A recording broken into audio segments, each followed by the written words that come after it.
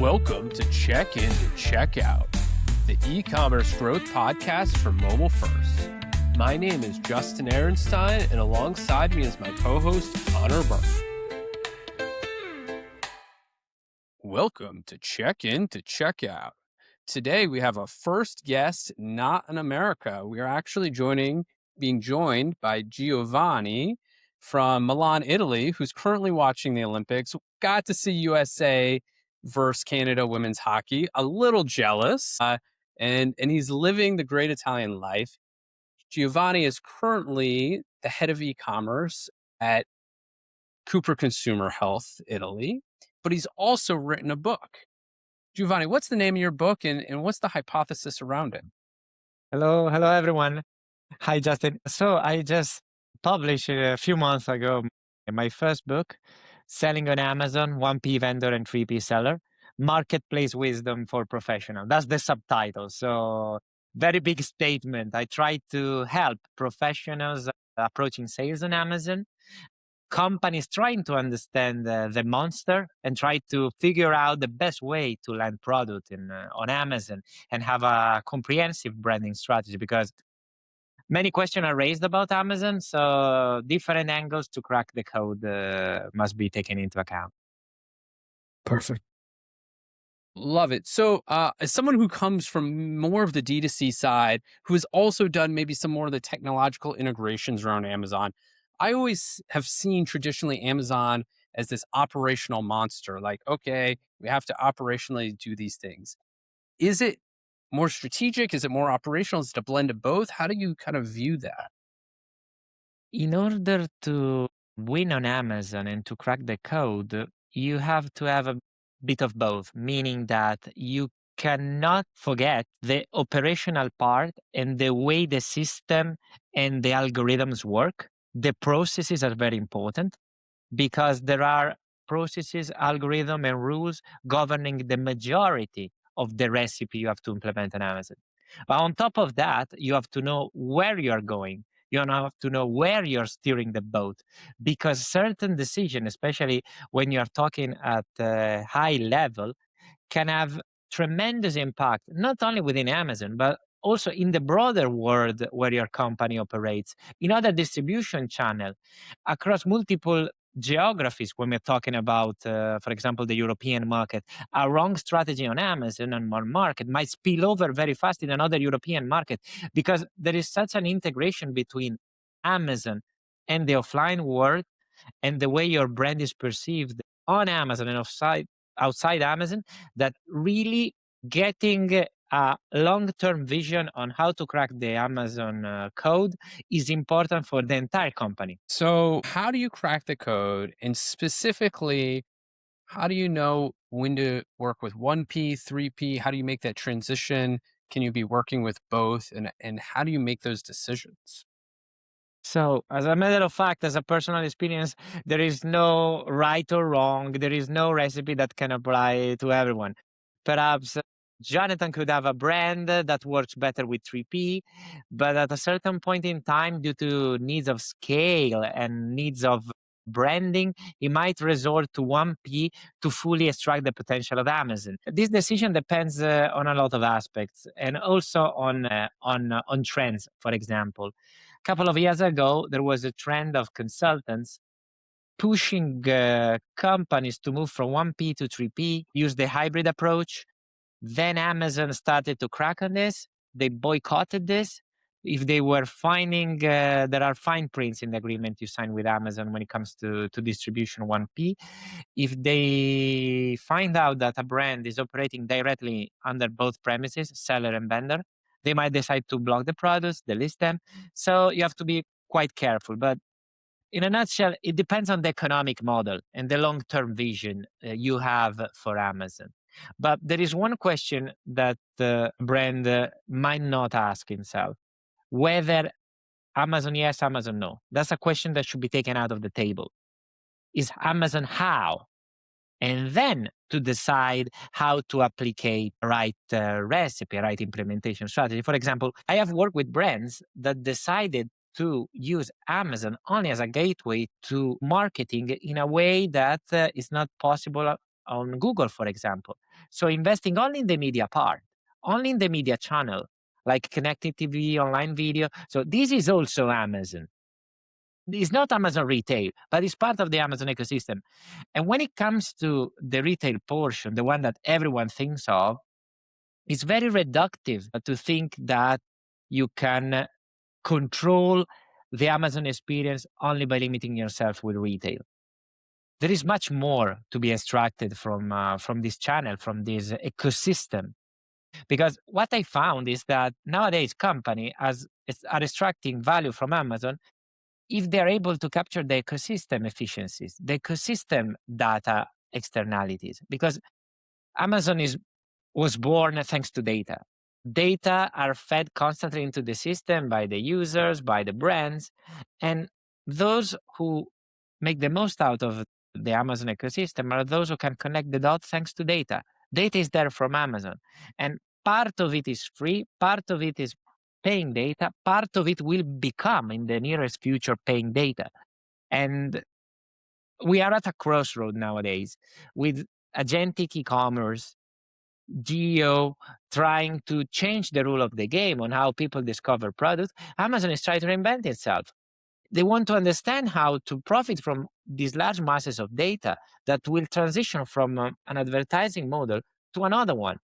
And brands have to be there on Amazon for Rufus, have to be on ChatGPT to connect demand with the sale on Amazon or other retailers. So it's really important to understand that limit yourself to 1P or 3P is just part of the question you have to ask for Amazon. Giovanni, I have a question. So you said it's not a matter of yes or no, it's how. So are you saying that there's always a strategy or combination of strategies that will always benefit a brand by being engaged with Amazon always? If you do the work right, you should always benefit, whether it's on brand, whether it's on product sales, whether it's on relationships, whether it's with advertising. There's always a way to benefit and be more successful. Is that your hypothesis? I would not be so harsh on the hypothesis. I would rather say if you don't manage Amazon, if you don't have an how for how your brand or products are present within the ecosystem, and I'm talking a broad definition of ecosystem, then you will be managed by the ecosystem, which is far worse. So not necessarily positive externalities, but definitely if you don't manage Amazon, then you're going to have some negative spillover effect if there is no control. Because one way or another, you are going to get in touch with the Amazon ecosystem with your brand or product. Fascinating. It's fascinating because I'm spending an entire day trying to explain and to understand myself with my colleagues, with my team, how do we make sure that we turn the conversation in our favor rather than be subject to a conversation we don't want to have with the retailer or with the actors present on Amazon. And I'd be more precise. It's very difficult when you're talking to executives that are looking for immediate results or short midterm results, how harvesting on Amazon takes time. There is the illusion that e-commerce, especially Amazon, delivers a result right away because it's full of data. It's not always the case, and not necessarily if you do the job right. It takes time to build incrementality and to benefit of the results from an RGM strategy or from an advertising strategy, because the machine learns. The customer is learning and also changing his behavior based on what they see and how they interact on Amazon. One metric that I really like is the customer lifetime value. This is something that in consumable CPG is very important. And Amazon gives you a lot of levers and data to extract value and be really granular on the way you invest and how you extract value. I know how to make the most out of my advertising investment. I know how to create a product based on the input I get from the Amazon advertising platform or the Amazon retail platform. And this is something that is extremely valuable and very limited competitors can offer. So is it a zero-sum game? Like if everybody in the world reads your book, which I hope they do, does that let's say they do. Does the game change, or just everybody is benefiting equally, or does the game change? Is the first 100 people that buy your book and follow as much of the blueprint as possible, are they going to benefit more than if everybody does, or if everybody reads and does this playbook, will all benefit? Do all boats rise? So the aim of my book is not to give a manual to follow for implementation. It's more food for thought and strategic guidance for the leaders who have the Amazon problem. And when I'm talking about leaders, I have a rather broad definition. And I have sub-chapters dedicated to supply chain director, marketing director, sales director, because each of them has a different angle to the same problem. And what Amazon brought to the table, different from what other companies or retailers did in the past, is that it became the litmus test. Everything came to surface thanks to Amazon. The silos approach that was governing most of brands or most of companies has been fading thanks to Amazon. The marketing director now needs to speak to the sales director, because when it comes to Amazon, you cannot hide the wrong commercial strategy. You cannot hide the wrong positioning. It's in front of everyone.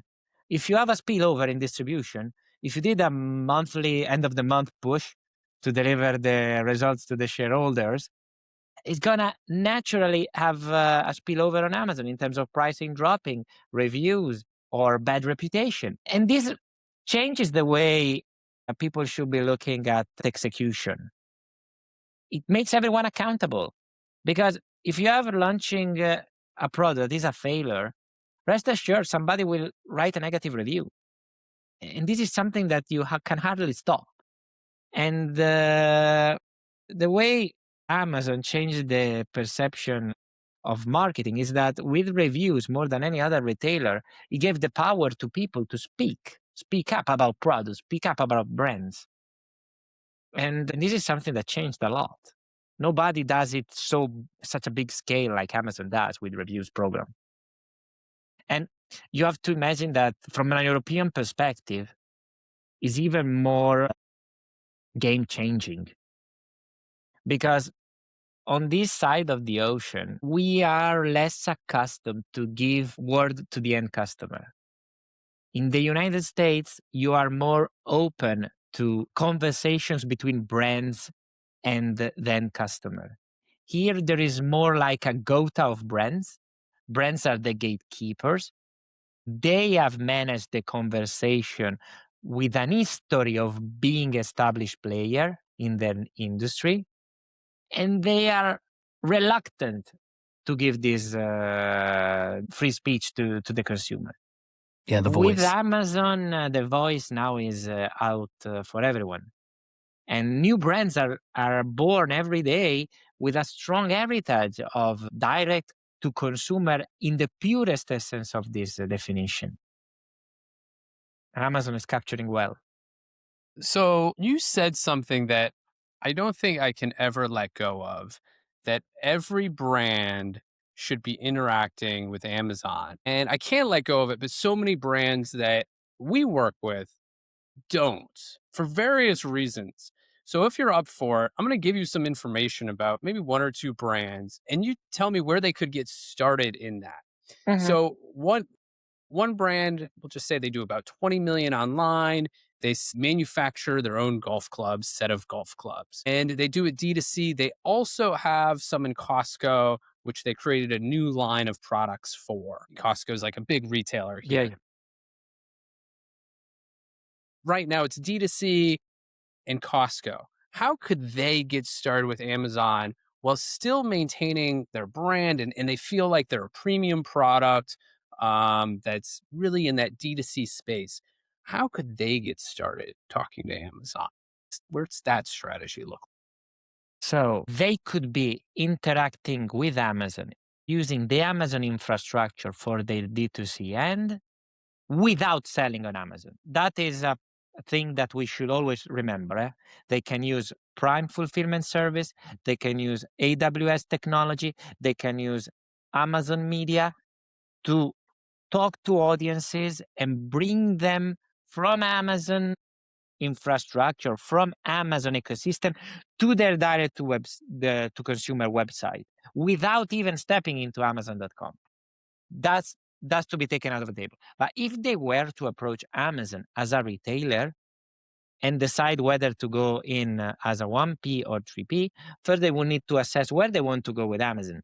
They want to have incrementality with profit, or overturn their brand and decide to offer the full experience in Amazon. Because this is something that puts them at a crossroad. If they want just to try out the potential, but go with very little steps, I would say they should be differentiating with some technicalities or some feature part of their offer and test gradually what is the feeling of the Amazon consumer. Test whether there is a return on investment of putting this part of the selection there, and there is no cannibalization. They have to make sure that they don't cannibalize sales of the web. And then they can build on that to extend and scale the experience. They can even decide to launch a tier 2 brand extension so that they can differentiate more clearly the user experience. This is something that many brands are doing, but it's always true that it takes a lot of marketing power to create a sub brand, because you have to create awareness in the people. This is something that takes a lot of money, especially on Amazon, because nowadays, if your brand exists, it's very likely that there is traction on Amazon already. Whereas if you have to create something from scratch and create traction just by bidding organic on the generic keyword and branded keywords, it takes a lot of investment that has to be added on top of the P&L. I love it. So for everyone who doesn't know what you currently sell, what do you sell, and what is that strategy that you use for Amazon for your products? So I currently work in a company that is selling food supplement, beauty products, and cosmetics products. Our products are distributed offline and online, mostly through pharmacies, drugstore, and e-pharmacies and Amazon. This product category has a lot of similarities with CPG in terms of consumption mode. If I'm looking at it from the point of view of a European versus an American, I have to deal with many more regulations compared to an American company, an American consumer. This is because of the landscape we have in Europe. And the Ministry of Health of Italy has different regulation versus the Ministry of Health of France in terms of what could be sold, the doses, etc., etc. When I approach the market, I am considering e-commerce for multiple reasons. One of the main reasons is that the consumers are shifting online, especially when it comes to self-medication, self-care, and also because there is a natural trend of awareness about how to take care of yourself, treat diseases before they even show up with a healthy lifestyle, and food supplements and self-medication are just there, easy to grasp, like the information on the web. What we do is we leverage Amazon as a gateway to new consumer, younger demographic, different demographic, or different purchasing patterns. What we saw from data is that the customer that normally purchase for these products in Europe, especially in the pharmacies, is different from the one that purchases online. We're not seeing a cannibalization. We're seeing a differentiation. And also, we see that the consumer interacts with the brands online in a completely different way from what is happening in store, where there is a mediated sale. The pharmacies, the sales assistant, do always a mediation, whereas online, the brand is more in control. We create the asset. We create the content. And this is something where the challenge for brands in our category lays ahead, because you have to think that CPG brands, especially in the pharma or with consumer healthcare heritage, they don't have in their cores the narrative building that is required by fast moving consumer goods. to that extent, meaning that they are not content powerhouses. A consumer healthcare brand doesn't have in its DNA the pillar of content. Content in the way the end consumer would consume it. The content is very institutional, very clean, because we're talking about the pharma industry. When you open up to CPG with this product category, you have to start approaching a different narrative. E-commerce is living thanks to content. We have to build great content for Amazon, for all the platforms. Think about TikTok Shop.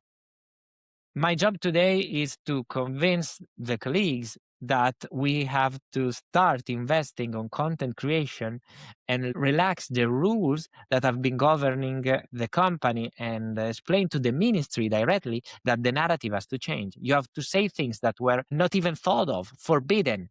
Like, you have to use influencers, which is something that in certain markets of Europe is not regulated for the product category I'm talking about. So when you're talking about e-commerce in this product category, there is so much to build. This is why consumer healthcare is receiving a lot of attention from private equity investors, because it's at the forefront of a revolution.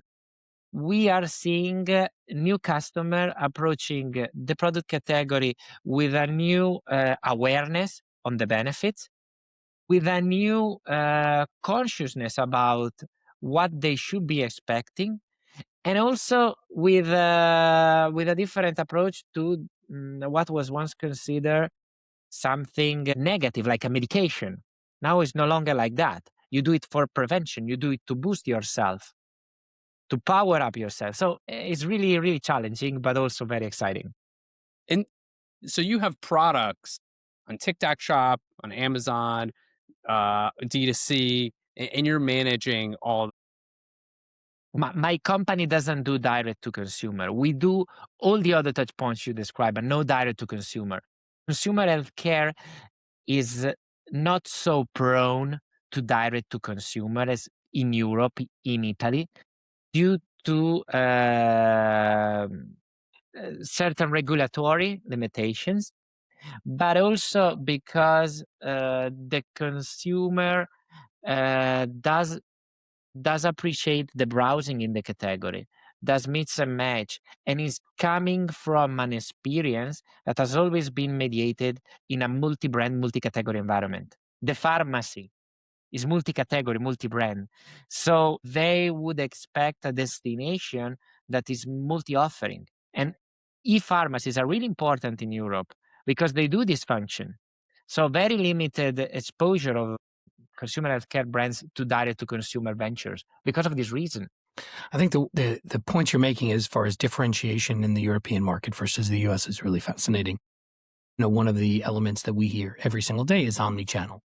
The connected consumer should be, regardless whether it's online, offline, et cetera. And it seems like due to regulatory and other things you've pointed out, it's still bifurcated. So my big question right now is for you, for your primary markets in which you serve, Europe and Asia, what is like in the next year? Is it adopting more things that the American market is already moving towards, or are you sidestepping that and you're seeing there's a whole new frontier that you guys are pursuing that even the American market is still caught up in other things? So when we are talking about the European market, what is the natural trend is a general Americanization, in the sense that, let's take a step back. You know that our healthcare system is very different from yours. In general, across Europe, there is a public, half public healthcare system. The state is very involved. In certain cases, like Italy, you can get everything through the state with different level of services. Okay, there is private on top, but in theory, you can access everything from the state, paid by the state through your taxes, all inclusive. In other markets, there is a mix of public and private. In other markets, very few there is fully private, but still the states require, like in Switzerland, the employer to make sure that the employee or the citizens have some sort of minimum coverage. So nobody is left alone. This system is showing its limits because we can no longer afford, with the current trends, to offer this to everybody with the same service level. So what are the regulators doing? What are the governments doing, directly or indirectly? They are scaling back on the level of support. And how do they do it? In a very subtle way. They don't just cut on cost or reduce the services or ask for a contribution for the end user for something that used to be 100% free. They are also liberalizing some services to some operators that were not able to deliver these services. These operators are willing to step in just because they can get rewards for it. They can get paid for it. The pharmacy, the pharma company, what do they get out of it? For example, certain medication, certain products that used to be medicine, they are changing the status to over the counter, changing the status to liberalized product like CPG. This means more capabilities in terms of advertising, which was forbidden for medication, now is possible. In certain states of Europe, you cannot advertise medication like you do in the US, completely different landscape. This is changing. And with these changes, it means that new possibilities to do business appear, and the state lowers itself of a burden. Same goes with pharmacies. And I go back to your point of omnichannel. Nowadays, the pharmacy has a limited range of product it can sell. This range is getting bigger and bigger. There is a liberalization of products. And two areas of development for pharmacies in Italy and in Europe are helping the P&L of these pharmacies, which are businesses at the end of the game. The first is cosmetics, and the second is services. Meaning that if today you own a pharmacy, you can crack omnichannel by offering services that were previously administered by doctor, practitioners, hospitals, blood test, certain prescription can be done by the pharmacist. They take a part of the offer that was offered by somebody else for a fee. Or the other thing they're starting to do is they offer a wide selection of dermocosmetics products, beauty in a way that you would not be finding at Sephora or beauty parlor store. Beauty with some scientific know-how. Beauty sold with a very premium price. And when it's sold by a pharmacist with a dermatological background, you can stretch the conversation from Botox to filler all the way to the cleansing product. And this is very lucrative. Omnichannel comes into play because it's a gateway to the pharmacy, but also a gateway from the pharmacy to the house of the end customer. Because you get the consultation from the pharmacist in store, and then you can keep on ordering online and get your product delivered once you get the consultation from the pharmacist, not the doctor, the pharmacist. I understand. Got it. The pharmacy basically refills. They offer as the refill. Amazing. The democratization or liberalization, as you said. But fascinating. Big difference between Europe and the United States. I'm talking about continental Europe, not the UK.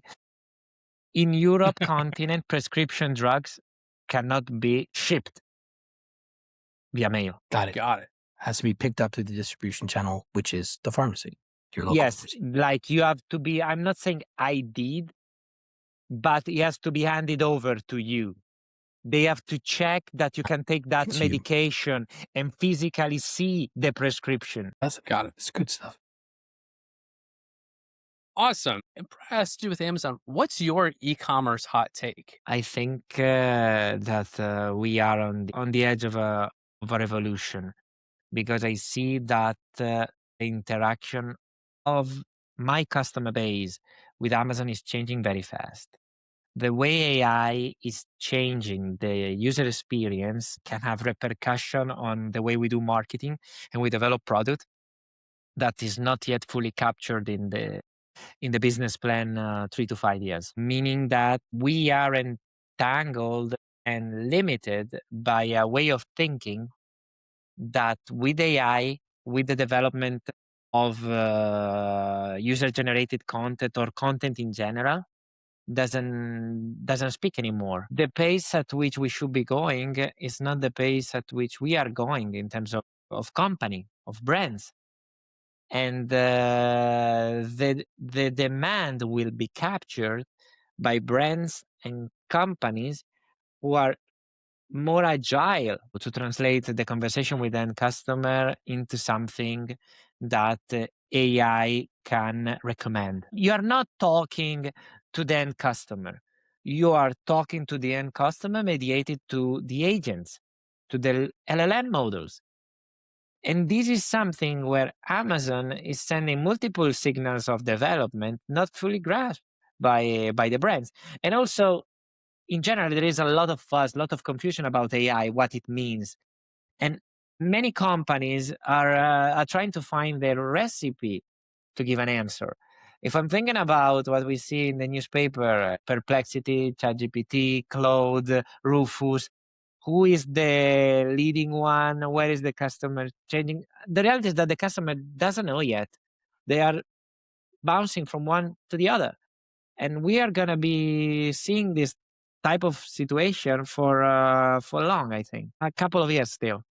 And then there will be a consolidation towards one mean or the other. Good. 100% agree. What do you say to the person that says, hey, AI that I'm going to be talking to the machines that then talks to the customer is, what do you say to the person that says, well, that's just what I've been doing with Google for the past 20 years as I've done SEO optimization. I've been doing my content. Is it something new? Is it something different that this brand is going to have to do? Do they need to hire a new staff? Or is it kind of a very similar playbook? I think I'm talking with many agencies. I'm talking about with the big agencies, with the small agencies, with young marketeers, old marketeers. The reality is that I think they're trying to sell a way out of this question, but nobody really knows. Meaning that there is so much confusion on the way to approach the narrative so that the agents can pick it up and pick it up in a meaningful way, that many attempts are done, not 100% sure that the ROI is there, but nonetheless it's worth trying. The models and the LLMs are changing fast and are changing based on market dynamics, because the LLM that you have in Saudi Arabia is different from the LLM of China or the LLM of Europe or the LLM of the US in terms of broad adoption.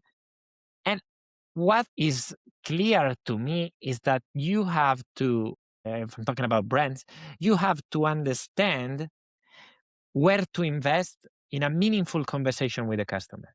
That's the key. You have to bring meaning to the table. And if you bring meaning to the table, it will be picked up, as long as you are present in multiple touch points online, by the LLM. But you have to bring real meaning. Then the LLM will pick it up. Yeah, I agree. I think what you're saying, and you can agree or disagree. You cannot, you don't have to agree. Yeah? You can say I'm a visionary. It doesn't No. apply. I think what you're saying is, at the end of the day, it comes down to marketing fundamentals, just like it always has. It's Yes. about differentiation and showing up where it matters. And one of the places that you strongly believe it matters is Amazon. Like, you have to be on Amazon in one way, shape, or form. Even if you're not selling directly, at least show up in their advertising, because Yes. people are going to be searching for your category. And that also applies to LLMs. Make sure that you're showing up where the LLMs are looking. And yes, they will be crawling your page, but there will be new rules to how the page is crawled. And it comes down to the fundamentals of being differentiated, having a story, and being able to really tell why the customer needs your product. Yeah. I see that marketing and paid advertisement is gonna make the difference when it comes to who will survive the AI buzz, AI friendliness. In the sense that at a certain point, somebody will have to make money out of this AI business.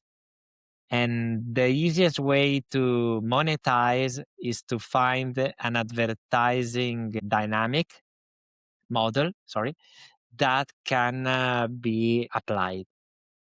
Amazon has its way, Google has its way, ChatGPT is going to have its way.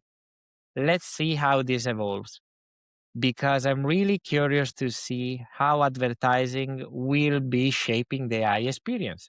Because today now we trust that the AI is doing its best to find the answer to the queries. The prompt can be as detailed as possible, but we assume is unbiased, the LLM. When you will add to the equation advertising, the answer will be for sure biased. Sure. Be selected. Wow, that's Awesome. really good. Thank you so much for your insights, Giovanni. Where can people find you? Where can people find your book? Yeah, plug yourself. So you can find me in Milan for the time being. So if you come down for the Olympics, I'm gonna be here. But apart from the offline world, you can find me on Amazon, of course. My book, selling on Amazon, P vendor and 3P seller, Marketplace Wisdom for Professional, is available there, both paperback and Kindle. Or you can drop me a line on LinkedIn and Instagram. Feel free to reach out to have a conversation or a virtual coffee. You are Perfect. such a pleasure. Wow, it was really great Thank you. meeting you, man. Thank Good you luck so to much. you for the revolution. Thank you.